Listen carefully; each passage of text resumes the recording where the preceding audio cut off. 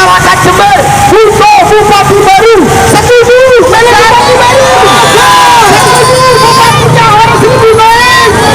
Setuju yang bisa memperlukan dan kemakmuran serta kesejahteraan oleh Jember. Setuju. Siap menegakkan janji. Siap menegakkan janji. Seandainya 15.000 orang berjalan kaki hari ini, pastikan membawa tetangga, saudara 50 orang saja. Menjadi insya Allah 2024, 2029 akan terpilih sebagai bupati.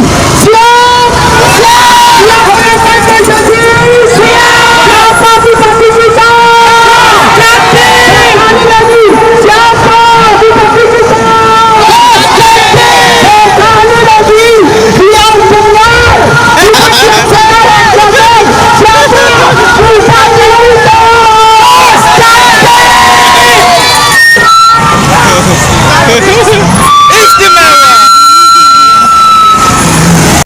Inilah sosok figur Muhammad Jadin Wajat, Gus Jadin, putra bungsu Kiai Haji Muhammad Farid Wajdi, yang tak lain cucu Kiai Haji Ahmad Siddiq, Pondok Pesantren Talangsari, keponakan dari Gus Firjon,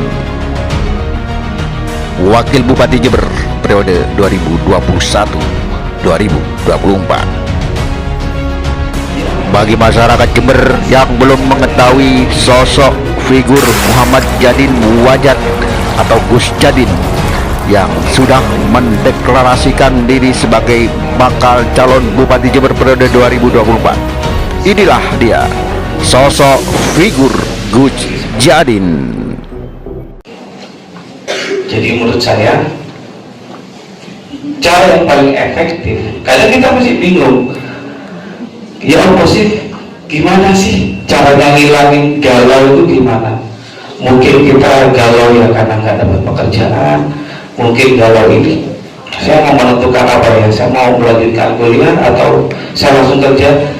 Sekarang kalau jenengan selalu terjebak dalam situasi seperti itu, maka saya pastikan tidak akan pernah ada progres dalam hidup jenengan. Untuk itu jenengan harus segera move on. Caranya bagaimana?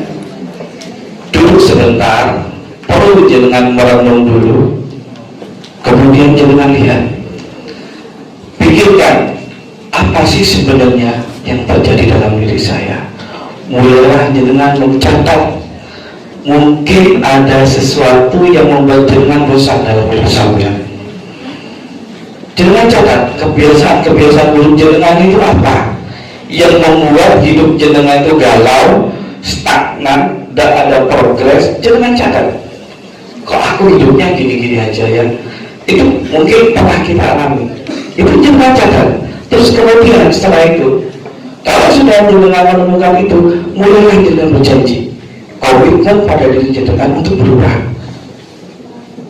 Aku harus merubah kebiasaan buruk saya. Itu harus ada komitmen yang kuat dari jenengan. Jadi jenengan pastikan sebelum jenengan melangkah ke arah tujuan jenengan, jenengan sudah pastikan dulu bahwa jenengan sudah jelas posisinya, gak lagi galau gitu ya. Karena sesuatu yang besar itu akan bisa tercipta dengan langkah yang dimulai penuh optimis, benar-benar percaya diri, itu baru tercipta. Kalau jenengan melangkahnya aja masih galau, nanti jadinya ya galau lah nantinya. Ya, jadi perlu membangun dulu optimisme jenengan. Jadi temukan dulu, kenali dulu diri kita itu apa, diri kita mau kemana.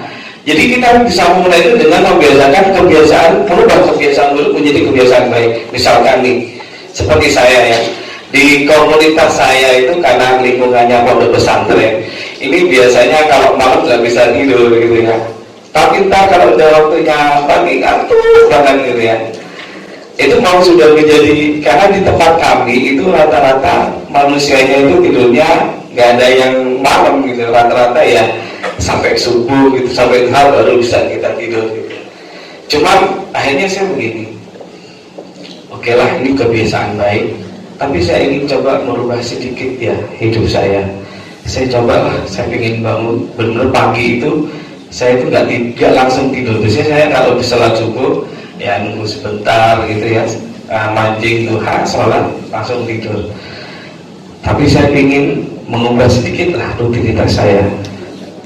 Saya hanya minimal saya bangun dan sedikit olahraga. Awalnya berat banget, dan ini sebenarnya masih baru saya coba juga sih. Tapi tidak ada sesuatu yang berat kalau kita punya komitmen. Komitmen aja. Yang mampu menjaga komitmen itu bukan orang di luar sekitar kita, tapi diri kita sendiri. Setelah kamu punya komitmen, setelah panjenengan punya komitmen, berdisiplinlah terhadap komitmen itu, maka kebiasaan baik itu akan tercipta. Di situ akan mengarah menjadi sebuah karakter panjenengan. Kalau panjenengan dulu pemalas, rupanya menjadi karakter yang giat bekerja, giat bergerak. Nah, tadi yang sudah disampaikan oleh Bapak dekan kita, intinya bergerak, intinya lakukan.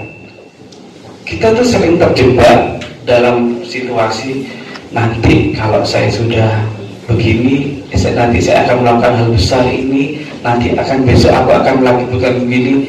Kita punya keinginan baik, punya rencana besar, punya ide besar, tapi selalu dalam konteks itu nanti, wacana, akan, tapi tanpa ada yang bisa kita lakukan.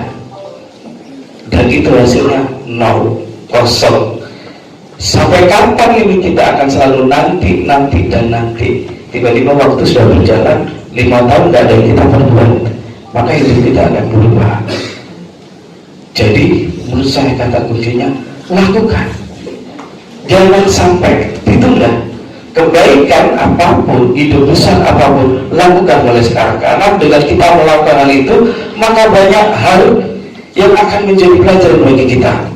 Kalau dengan mau membuka usaha, udah usaha rekan, lakukan aja, bergerak saja. Tuh, tapi gimana ya, kita nggak punya modal. Jangan pernah takut, lakukan itu sesuatu yang bisa kamu lakukan. Apa lakukan? Temukan potensi dengan kira-kira kita di mana, passion kita di mana. Kalau dari itu lakukan itu, fokus. Jadi setelah panjenengan menentukan nih, oh ternyata potensi saya di sini. Oke, saya punya tujuan yang ingin saya capai, saya punya mimpi yang ingin saya capai. Kalau sudah dengan tentukan itu, maka fokuslah terhadap apa yang ingin jenengan capai. Yang penting lakukan, jangan ditunda, lakukan mulai sekarang. Misalkan, jangan kalau mau melakukan sesuatu yang besar, mimpi yang silakan, mimpi setinggi mungkin nggak apa-apa. Jangan mau jadi apa, mau melakukan apa, dan mimpi itu perlu. Karena dengan mimpi itu akan membawa dampak kepada kita punya spirit.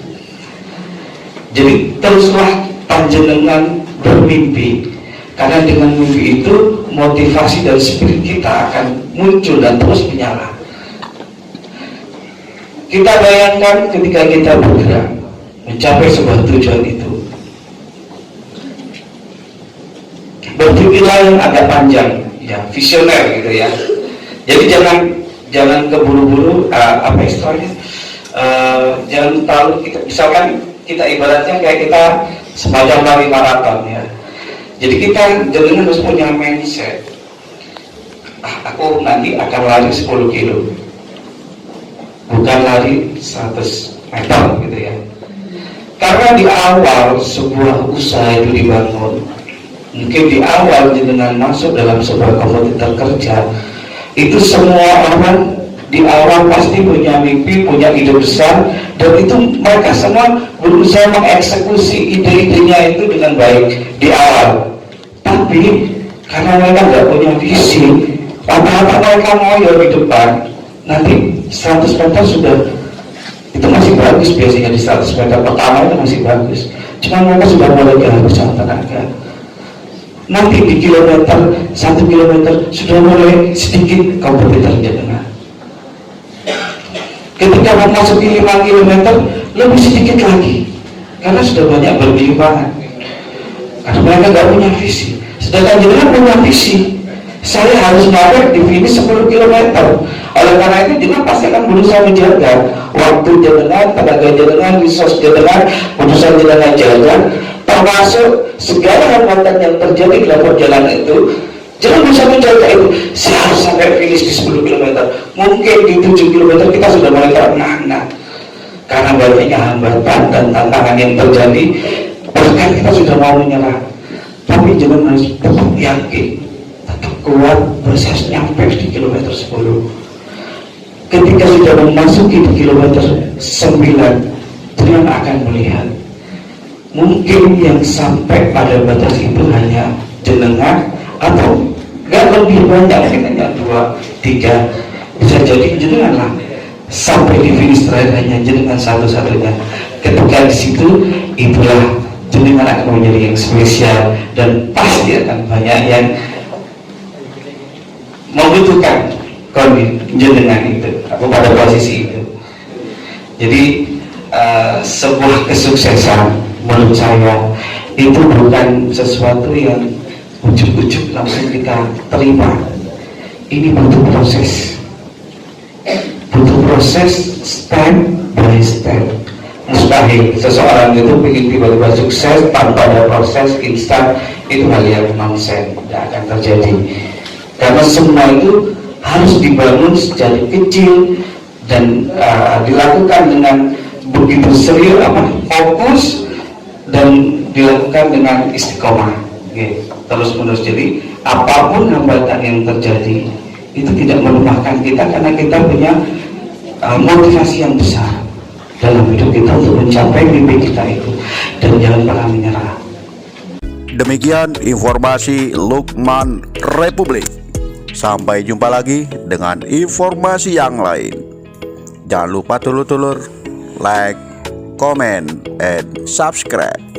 Wassalamualaikum warahmatullahi wabarakatuh. Salam sejahtera untuk semuanya. Matur nuwun.